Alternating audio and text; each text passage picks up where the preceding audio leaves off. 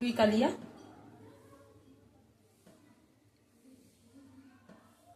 যে রুই মাছ করার জন্য এই যে আদা জিরা লঙ্কা আমি নিয়েছি।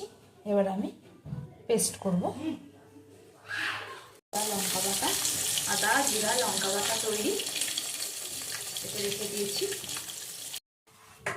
তেল গরম হয়ে গেছে, মাছগুলো এক এক করে ভাজবো।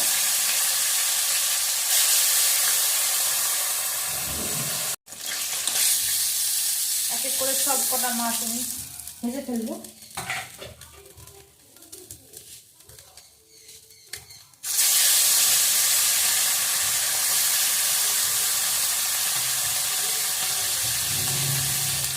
এরকম করেই সব কটা মাছ ভেজে ফেলবো।